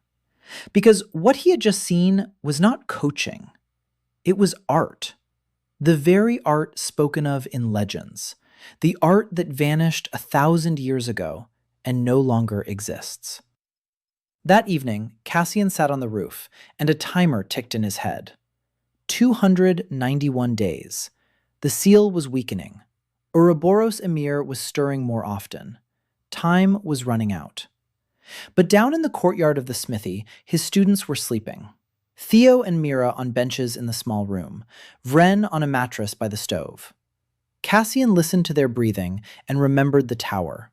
1,000 years of silence. And now 3 breaths. 3 living people who trusted him. And 3 more who came every day.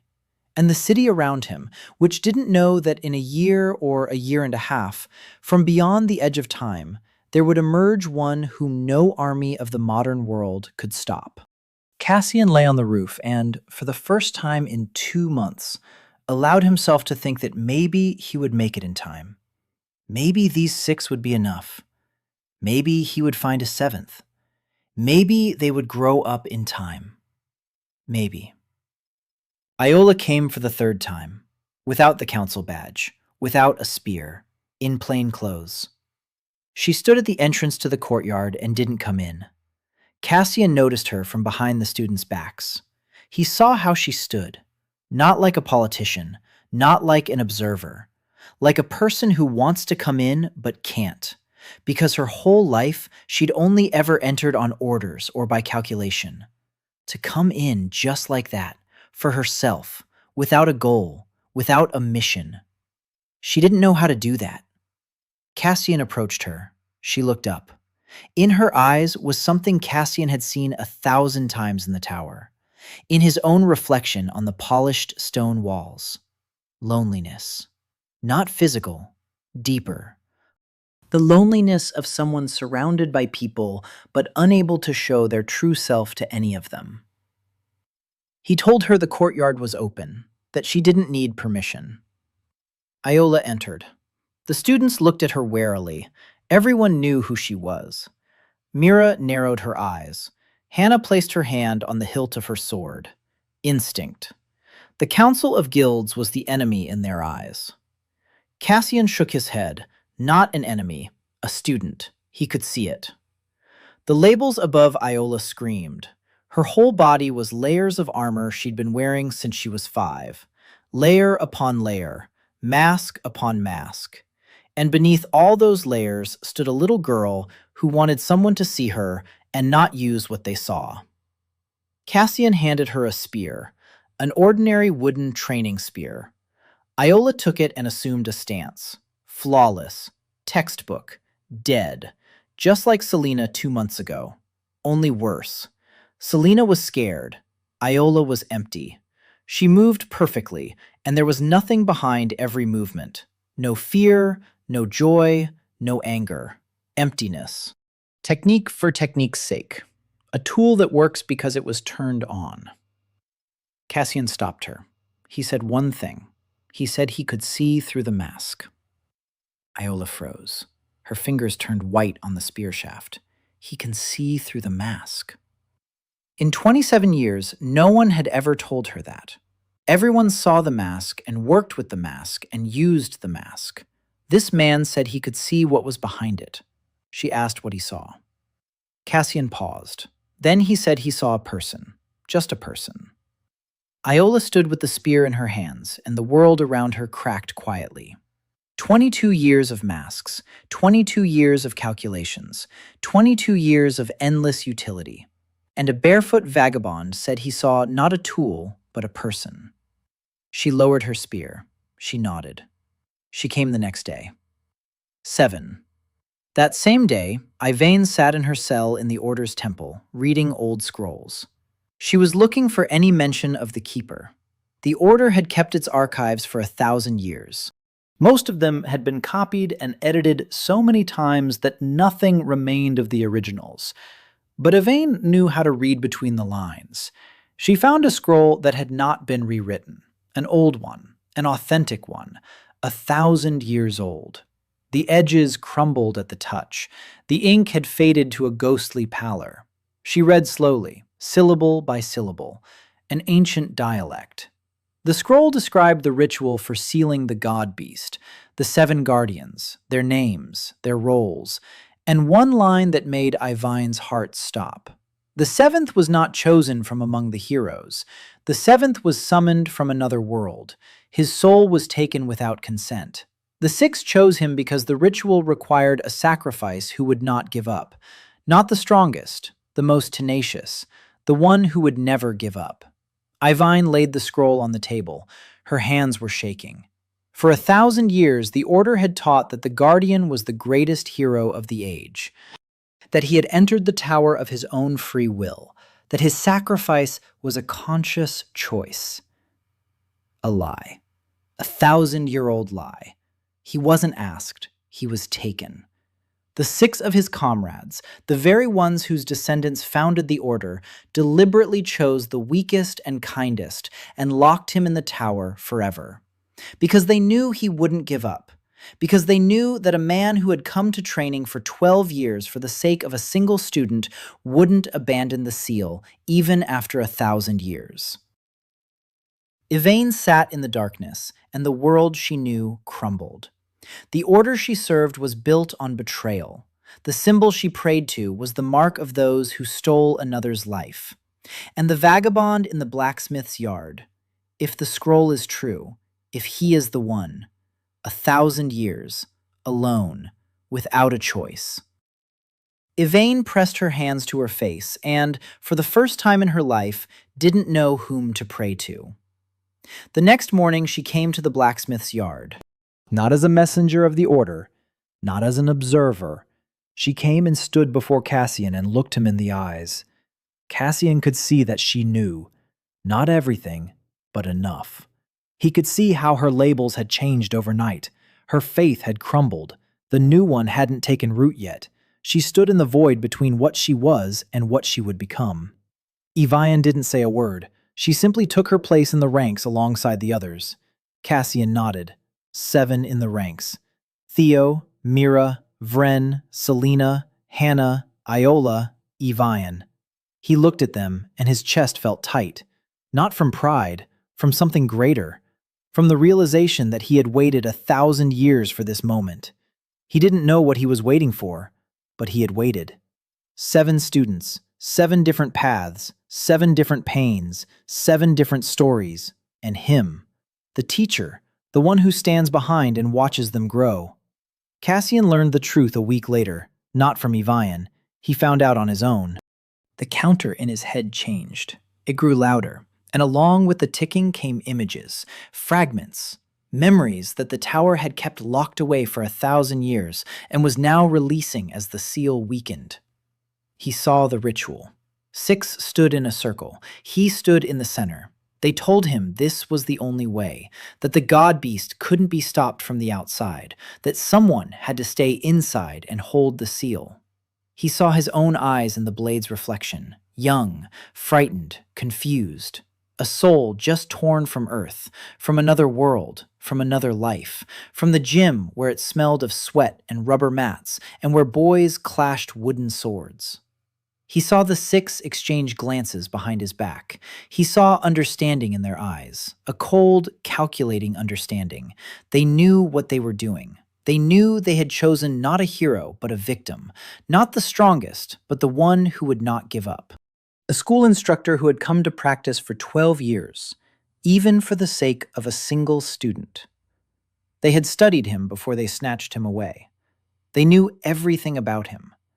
And they decided that his stubbornness was worth his life. Cassian lay on the roof of the smithy and gazed at the sky. Memories flowed like water from a broken vessel. For 1,000 years, the tower had kept them inside. For 1,000 years, he didn't know he'd been betrayed. He thought he'd volunteered, that he'd made a choice, that his sacrifice was his decision. A lie. No one had asked him. They had taken him as a tool, like a spear thrown at a dragon, without asking if the spear wanted to fly. In the morning, he went down to the courtyard. The students were already there, 7 of them. Theo was warming up. Mira glided across the courtyard in her dance. Wren stood barefoot on the ground, feeling the world through the soles of her feet. Selena was breathing, evenly, freely. Her breath had finally passed through the 4th cycle without a single pause. Hana stood before her 3 soldiers and taught them what Cassian had taught her. Iola held a spear and, for the first time in her life, moved not by calculation, but by feeling. Iveyne stood in the corner, her eyes red from a sleepless night. She knew, and she knew that he knew. Cassian stood and looked at them, at the 7 of them, at the people he had found and gathered and taught and healed, and he thought, the descendants of those 6 lived in this world: House Aetheris, House Ravenscar, House Rowan, other houses whose names he had seen on the council's crests, the descendants of traitors, and their descendants stood before him: Selena Aetheris, Iola Ravenscar, Hana Rowan, his students, his. Cassian closed his eyes. 1,000 years. 1,000 years alone, without choice, without consent, without escape. And now, the truth. He could hate. He could seek revenge. He could stand before the council and tell them who he was and what their ancestors had done to him. He could destroy their world with a single word. He could. He was strong enough to destroy everything. But Theo stood before him with a wooden sword, waiting for instructions. A 15-year-old street kid whose shoulder he'd fixed 3 months ago. Theo wasn't to blame for what happened 1,000 years ago. None of them were. Cassian opened his eyes. He looked at Theo, adjusted his grip, moved over to Mira, showed her a new move in her dance, walked over to Wren and stomped his foot 3 times in a new rhythm she had to memorize with the soles of her feet. He stood next to Selena and breathed in sync with her. He placed a hand on Hana's shoulder and nodded. Just nodded. You can do it. He walked over to Iola and, for the first time in all their training sessions, touched her spear and adjusted the angle by 3 degrees. Iola flinched at his touch on the shaft. Not from pain. From the fact that it was the first touch that demanded nothing in return. And last, he approached Iveyne. She looked at him with eyes full of tears. She knew that he knew.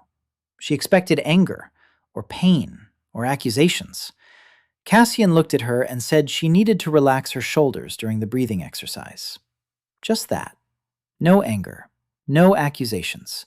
Just a teacher correcting a student. Iveyne began to cry, quietly, silently. Tears streamed down her face, and she stood there, breathing and relaxing her shoulders. Cassian stepped back. He had made his choice. Not now. He had made it 1,000 years ago, when he didn't give up, when he kept training in the empty tower, when he devised techniques for students he didn't have, when he remembered the faces of the 3 boys from the sports school and thought about how to teach them better. For 1,000 years, he had been a teacher. And the betrayal of the 6 would not change that. Because a teacher is not someone who has earned the right to teach. A teacher is someone who cannot help but teach. Even when he has been betrayed, even when his life has been stolen from him, even when his only students are the descendants of those who destroyed him. That evening, Selena found him on the roof. She climbed up and sat down next to him. She knew nothing of the truth. She just saw that he had changed, that something dark and heavy had appeared in his eyes. She didn't ask. She just sat there, silent, breathing, and at some point, her hand rested on top of his. Not romantically, just warmly. Just a living person next to someone who had been alone for 1,000 years. Cassian didn't move his hand. He sat and looked at the stars and felt the warmth of a stranger's palm. And the 1,000-year darkness inside him receded a single step. The 4th month, the guild tournament, the Empire's main arena, 30,000 spectators, academy flags, billboards, music, lights, the roar of the crowd audible 3 blocks away. Cassian hadn't planned to go to the tournament. The tournament found him. The guild council had included Wren in the fight bracket, not by the rules.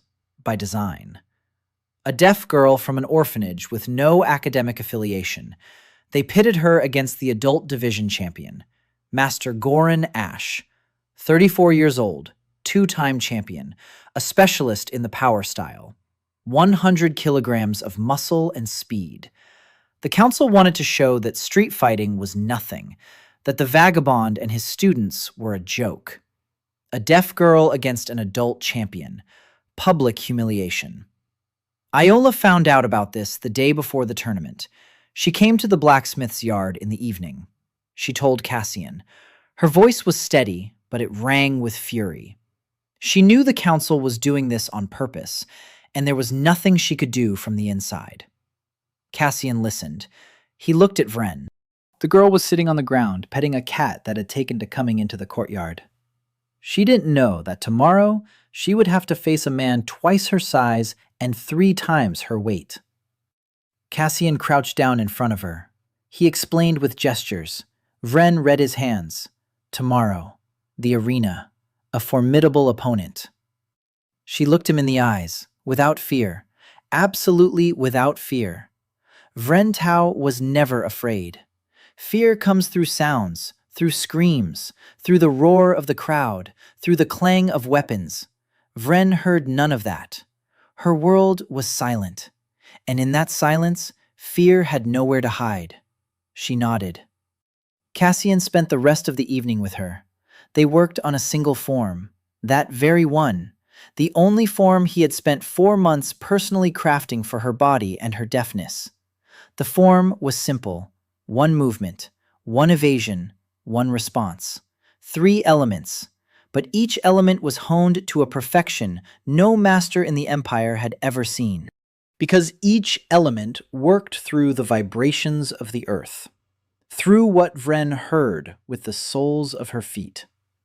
The morning of the tournament, the main arena. Cassian bought the cheapest ticket, upper tier, back row. He sat among people who had come to drink beer and watch the fights. No one paid him any attention.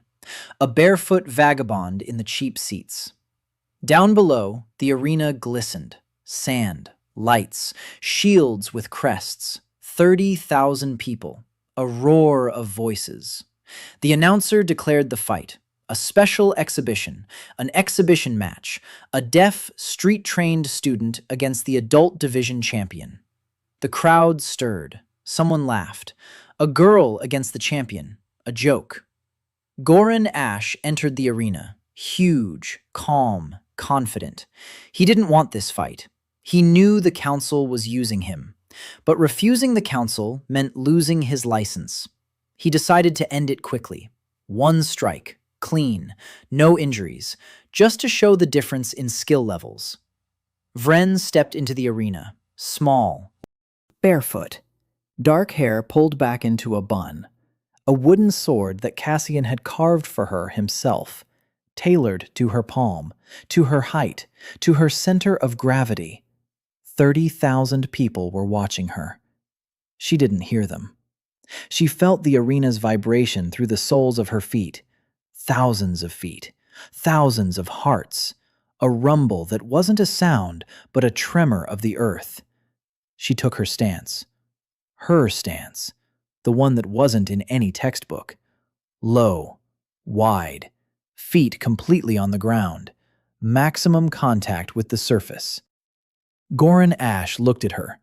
Something flashed in his eyes, not alarm, but something. The girl's stance was wrong by every standard, and yet there was something about it that made the champion pause for a split second. The announcer gave the signal. Goran attacked. Fast, powerful, a straight strike from above, a classic power-style move, a strike that broke wooden swords and knocked opponents off their feet. Wren didn't see the strike. She felt it. A split second before Goran's sword began to descend, she felt through the soles of her feet how his weight shifted. His right leg took the load. His center of gravity shifted forward and upward. Every micro-movement of his body traveled through the arena sand into her feet. She knew where the strike would go before it even began. Wren moved, not to the side, into the strike, down and forward, to where Goran's power was greatest, but his control was least. His sword sliced through the air above her head. She was already inside his guard, 1 form, that very one, 4 months of work. An upward movement from the ground through her legs, through her hips, through her torso, into her arm, into the sword. Not strength, a wave. A wave that began in the ground and ended at the tip of the wooden sword. The sword touched Goran Asha's chin, lightly, almost gently. exactly at the point that, according to the tournament rules, meant a clear victory. Goran stood with his sword raised. Wren stood within his guard, her wooden blade at his chin. 12 seconds. Silence. 30,000 people fell silent, not because they understood what had happened, because they sensed they had witnessed something real, something that had no name in their world of energy drinks and sponsorship contracts. Goran lowered his sword. He looked at the girl in front of him. He nodded slowly. He was the champion. He knew what losing felt like. But this wasn't a loss. It was a revelation. Wren turned toward the stands. Her eyes searched. The upper tier, the last row. She couldn't see his face from that distance, but she knew where he was sitting. She could feel him across the arena. Through the sand, through the stone of the stands. His footsteps, his presence, his presence. 30,000 people began to rise, silently, one after another, row after row. No applause, no shouts. They simply stood. Because it was impossible to remain seated after what they had just witnessed. Cassian sat at the top of the stands. Tears streamed down his cheeks. Over 1,000 years. Over 1,000 years without students. And now his student stands in the arena, and 30,000 people rise before her. And she searches for him with her eyes. Him.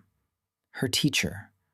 He closed his eyes and wept, quietly, silently, just as he had done for the past 1,000 years. After the tournament, the world changed. The recording of Wren's fight spread throughout the empire. A deaf girl from an orphanage defeats the champion. 12 seconds. A technique not found in any manual. People watched the recording dozens of times and couldn't understand what had happened. The arena masters analyzed the fight frame by frame and found no explanation. She wasn't faster. She wasn't stronger. She simply knew where the blow would land before it was even thrown. It was impossible. And yet it happened. Grandmaster Aldrich Voss watched the recording in his office in the council tower. 58 years old. Broad shoulders, gray hair, eyes sharp and intelligent. The Grand Master of the Guild Council, the face of the modern era. The man who had spent 30 years building a system of tournaments and academies and ranks and licenses. The man who sincerely believed that this system was the best thing to happen to Ivankar in 1,000 years. He watched the recording, his hands clenched on the armrests of his chair. He was not a fool. He saw what the other masters did not. The girl hadn't just won. The girl had demonstrated a technique that belonged to another era. An era when swordsmen cleaved mountains. An era that Aldrich considered a myth. He picked up the phone and called the chief of the Order of Guardians Guard. He said he wanted a meeting with the Order's abbot, immediately. The Order of Guardians and the Council of Guilds did not like each other, but they had a common interest: control. The Wanderer and his disciples were getting out of hand. The Grand Master of the Order was old and cunning, and he understood that if the truth about the tower turned out not to be a myth, the Order would lose everything. Their power rested on the fact that the tower was a legend. If the legend became reality, 1,000 years of lies would come crashing down on their heads. They agreed, the Council and the Order, together. A public indictment. The steps of the Empire's main temple. Before the entire people. A self-proclaimed vagabond who passes himself off as a guardian. Who corrupts the youth with false techniques. Who undermines the order of the Empire. They came for Cassian 3 days after the tournament. Not guards. An official delegation. The Council of Guilds and the Order of the Keepers of the Seal. Cassian was led to the steps of the Great Temple. Not by force, by an invitation impossible to refuse. The square in front of the temple was packed, thousands of people. The recording of Wren's fight had caught the attention of the entire capital. Everyone wanted to see the vagabond. Cassian stood on the steps, barefoot, in the same clothes, alone. Opposite him stood 12 members of the Council of Guilds in silver robes, 7 elder sisters and brothers of the order in white robes, guards with spears. Aldrich Voss stepped forward. He spoke loudly and clearly. He said that this man had no license and no right to teach, that his techniques were unregistered and untested, that he called himself the Keeper of the Seal, which was an insult to the ancient order, that his students posed a threat to order and security. Cassian listened. 1,000 years ago, he had been locked away against his will. Now he was being accused of doing the only thing he knew how to do: teaching. Aldrich finished his speech. The crowd buzzed. Aldrich looked at Cassian and spoke his final words. He said that if the vagabond was truly who he claimed to be, then let him display the power that an era had witnessed. Let him prove it. Cassian was silent. He looked at Aldrich, at the council, at the order, at the thousands of people in the square. He could have shown it. One stance, one strike, and every stone of this temple would have cracked at the realization that a 1,000-year-old warrior stood before them. But that would have been the answer of a warrior, not a teacher. Cassian remained silent, and then Theo stepped out of the crowd, a 15-year-old boy in a patched jacket with a wooden sword. He stood before Cassian, facing the council. Behind him came Mira, dark hair, a scar on her cheek, eyes that were no longer the eyes of a wounded puppy, the eyes of a warrior. Behind them, Selena. She removed the champion's medallion from her neck and threw it onto the steps. The clang of metal against stone. The crowd fell silent. The Empire's champion had just renounced her title. Behind Selena was Iola. She unfastened the silver badge of the Guild Council and placed it on the step next to the medallion. A member of the council had just left the council. Behind Iola was Hana, captain of the border patrol. Behind her stood 4 of her soldiers, all in uniform, all armed. They stood behind Cassian as one stands behind a commander. Behind Hana Wren, a small, barefoot girl who, 3 days ago, had defeated the adult division champion. She stood before the council and looked at them with her quiet, fearless eyes. And last to leave was Iveyne. She walked slowly. Each step was harder for her than the last. She approached the steps and removed the silver sun of the order from her chest, the symbol she had served all her life, the symbol that had turned out to be a sign of betrayal. She placed it on the stone and stood next to the others, 7 of them. They stood in a semicircle before Cassian, facing the council and the order and thousands of people. Selena spoke. Her voice was calm. She said that the Grand Master had asked to demonstrate power, that a teacher's power lies in his students, that they were here. The square fell silent, complete, absolute silence. Thousands of people stood and looked at the 7 before the vagabond and realized they were seeing something they had never seen before. Aldrich Voss looked at the 7, at the former champion, at the former council member, at the captain of the border patrol, at the priestess of the order, at the deaf girl, at the thief, at the street urchin. All different, all once broken, all standing now, all having chosen the barefoot vagabond over the Empire. And Aldrich Voss understood. Not now. He had lost months ago, at the moment when the vagabond's first student did for the first time what he had been unable to do before. He had not lost a battle. He had lost an era. And Cassian stood behind his 7 and quietly placed Theo's hand on his shoulder with the same gesture. The very one with which, 1,000 years ago, his own teacher on Earth had sent him into the hall before a competition. The seal broke at dawn. Cassian woke up because the counter in his head had fallen silent. It hadn't slowed down, it had fallen silent, like a heart that had stopped beating. He lay on the roof of the smithy and looked up at the sky. The sky was red. Not from dawn. Red. Beyond the horizon to the east, where the shattered tower stood, a glow was rising that the world had not seen in 1,000 years. Ouroboros-Ymir was awakening.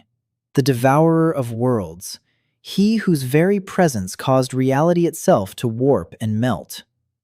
Cassian stood up. Down in the courtyard, his students were already standing, all 7 of them. They too were looking up at the sky.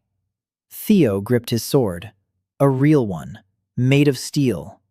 Cassian had forged it himself in the old man's smithy. He had forged it the way they forged swords 1,000 years ago. Every blow of the hammer carried knowledge and intent. Mira stood relaxed. Her body was ready to move in any direction at any moment. She was no longer running. She was waiting. With her bare feet, Wren could feel the earth tremble. Far to the east, something enormous was stirring, and every movement of it rippled across the entire continent. She sensed the size of this creature, and for the first time in her life, something resembling doubt flashed across her face. But not fear. Never fear. Selena stood and breathed, evenly, freely, without restraint. For the first time in her life, her body was completely hers. Not a fortress, not a prison, just a body that breathes and moves and lives. Hana checked her gear, methodically, like a commander. She was a commander again, but a different one. Not the kind who leads into battle, the kind who stands between the blow and those she loves. Iola held a spear, her spear, not a political weapon, not a tool of House Ravenscar, her own. For the first time in her life, every movement belonged to her. Iveyne stood without the silver sun on her chest. Her white garments were simple, without symbols, without affiliation. She believed. Not in the order, not in the myth, in what stood before her, in the 7, in the teacher, in herself. Cassian came down into the courtyard. He looked at each one by one, long and hard. Theo, the street urchin whose shoulder he'd set on the first day, now a swordsman whose hand-switching technique was unmatched on the continent. Mira, the thief with the eyes of a puppy's, now a warrior whose movement was freedom, not flight. Wren, the deaf girl from the orphanage, now a fighter who heard the world better than all the sighted and hearing combined. Selena, the champion who feared her own strength, now a woman who breathed freely. Hana, the commander who could not forgive herself, now a shield standing before the others, not out of guilt, but out of love. Iola, a soulless instrument, now a person with a spear and a will of her own. Iveyne, a priestess of lies, now a believer in the truth. The 7, his 7. He had taught them for less than a year. 1,000 years of preparation for this year, 1,000 years of solitude to understand how to teach, 1,000 years of trial and error in the empty tower to set each of them, in just a few months, on a path that grew from their pain and became their strength. Cassian spoke. He rarely spoke, but now he said what he had never said before. He said he would not stand in front, that this was their battle, that the teacher stands behind, that if the teacher steps forward instead of the student, it means the student hasn't grown. And they had grown. Theo swallowed. Mira nodded. Wren looked at him and understood everything without words. Selena smiled. For the first time in months, a warm, genuine smile. Hana saluted, a military habit. Iola raised her spear. Iveyne closed her eyes and whispered something, a prayer. Not to the order, to him. They left the city and headed east, toward the shattered tower, toward the place where, 1,000 years ago, the 7 had sealed the Godbeast. The tower stood in the field, ruined, ancient. Red light seeped from the cracks in its walls. The earth trembled, the air trembled, reality trembled. Ouroboros-Ymir pressed against the seal from within, and the world around the tower began to melt. The grass turned black, the stones cracked. The sky above the tower was not red. It was a hole, a void, nothingness. The 7 stood before the tower in a semicircle, each in his place, each in his stance, each on his path. Cassian stood behind them, 100 meters away.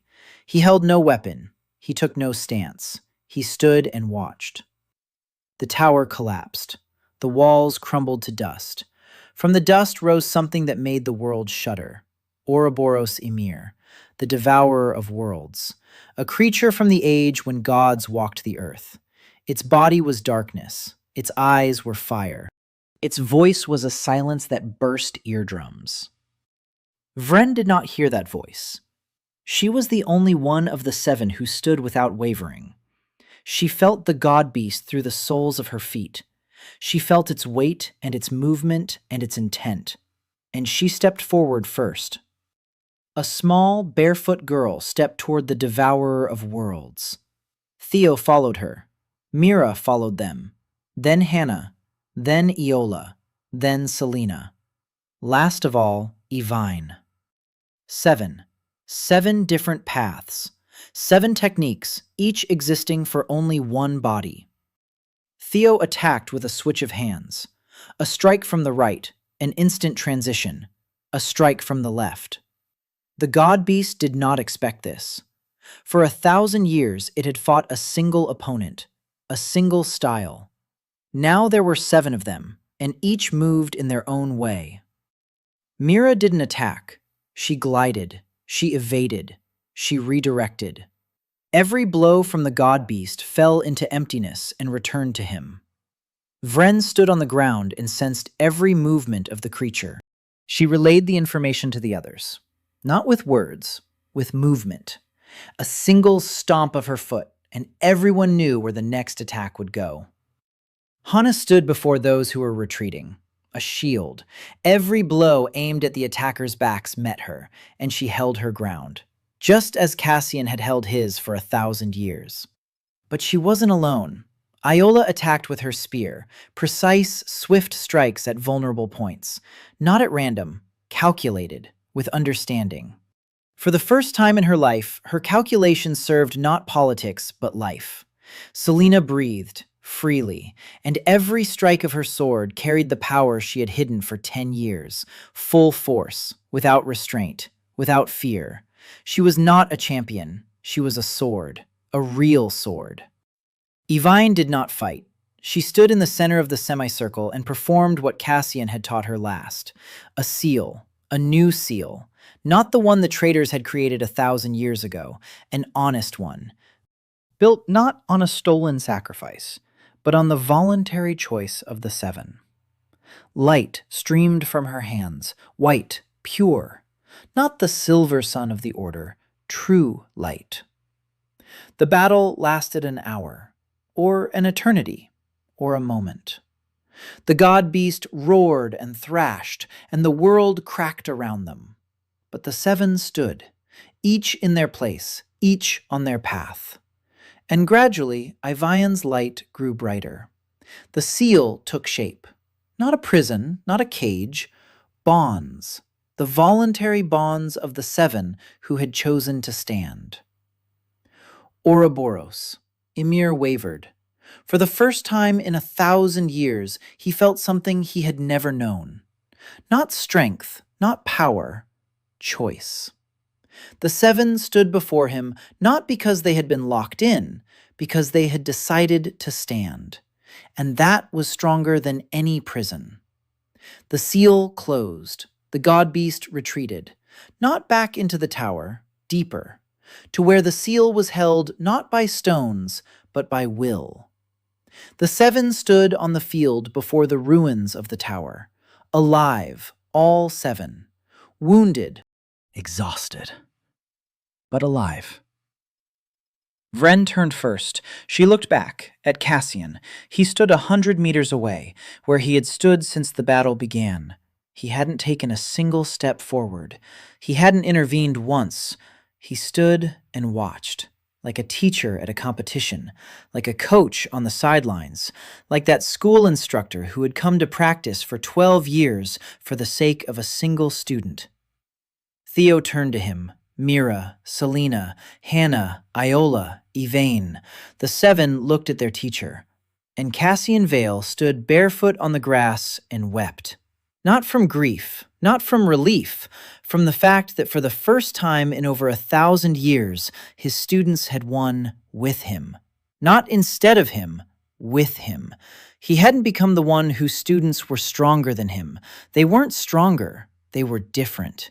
They were who they could be if someone saw in them not weakness, but the history of weakness, and showed them the way, their way, not his.